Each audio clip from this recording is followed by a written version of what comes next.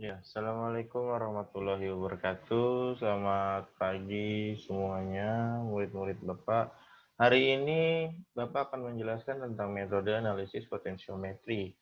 Jadi potensiometri ini adalah pengukuran atau analisa suatu senyawa kimia menggunakan rangkaian listrik dengan mengukur beda potensial dari reaksi yang terjadi antara larutan kimia tersebut. Lalu di sini metode analisis potensiometri itu terbagi menjadi dua. Pertama, potensiometri langsung dan potensiometri tidak langsung. Potensiometri langsung ini menggunakan persamaan Nernst, jadi langsung menggunakan dua elektroda dan uh, jembatan U ini ya. Jadi tinggal mengukur beda potensial dari kedua larutan, lalu dari potensial elektroda dikurangi potensial dari anoda tersebut. Jadi hanya seperti itu. Lalu untuk yang menjadi pokok bahasan kita yaitu potensiometri tidak langsung ya, yaitu dengan cara titrasi potensiometri. Titrasi potensiometri didasarkan pada hubungan beda potensial elektroda sel yang disebabkan dari pertambahan volume yang ditambahkan dari titran. Jadi selama proses titrasi berlangsung, semakin banyaknya volume yang ditambahkan, maka beda potensialnya juga akan berubah-berubah seiring bertambahnya volume yang ditambahkan ke dalam larutan.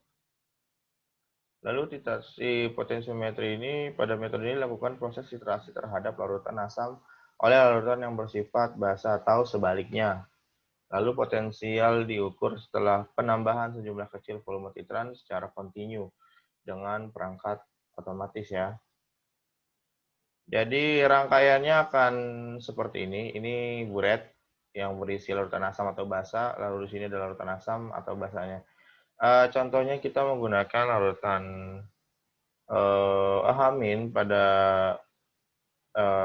titran atau di dalam buret dan yang ada di dalam labu ini misalkan H+ atau senyawa asamnya ya. Lalu rangkaian alatnya pertama di sini ada voltmeter dan pH meter. Jadi jika kita ingin mengukur menggunakan pH juga bisa atau menggunakan beda potensial juga bisa. Tapi karena ini potensiometri maka menggunakan beda potensial. Jadi seiring bertambahnya larutan basa yang ditambahkan, ini bisa mengukur beda potensial yang dihasilkan dari reaksi dan juga pH yang direaksikan yang dihasilkan dari reaksi seperti itu. Caranya sangat sederhana, jadi seperti titrasi biasa, sejumlah asam atau basa ditambahkan ke larutan yang bersifat asam atau basa. Nanti seiring ditambahkannya volume, larutan tersebut diaduk menggunakan magnetic stirrer. Jadi secara berkala setelah ditambahkan langsung diaduk dan kemudian diukur beda potensialnya atau pH-nya. Dan titrasi dihentikan ketika terjadi perubahan yang sangat signifikan. Misal, ketika siswa-siswa APL melakukan titrasi potensiometri, pertama kita pada keadaan semula sebelum ditambahkan larutan dari buret, kita ukur dulu pH-nya dan beda potensialnya. Ini pada volume penambahan 0. Lalu ketika ditambahkan 1 mili, diaduk, diukur lagi, misalkan pH atau voltmeternya bertambah menjadi yang awalnya pH-nya 2 kemudian menjadi 3. Lalu diukur lagi, ditambahkan lagi, maksud Bapak, ditambahkan lagi 1 mili lagi. Lalu diaduk dulu, diukur lagi pH-nya misalkan 3. Lalu ketika penambahan ketiga 1 mili lagi, pH-nya berubah menjadi 10 ketika diukur dan ditambahkan 1 mili lagi dan pH-nya berubah menjadi 12 misalkan.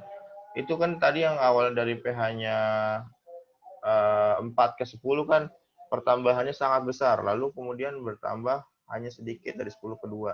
Nah, itu menandakan titik akhir titrasi sudah terlaksana. Maka bisa ditulis datanya pada catatan kalian, lalu ditentukan konsentrasi yang dihasilkan dari titrasi tersebut. Seperti itu.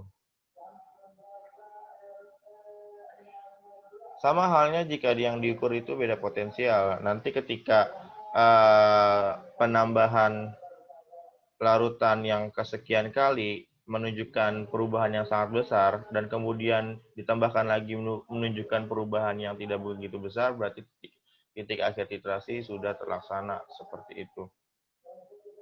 Lalu untuk menentukan konsentrasinya kita bisa menggunakan rumus pengenceran V1M1 V2M2.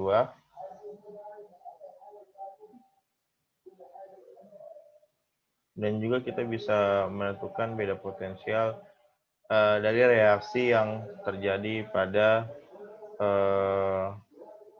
titrasi tersebut.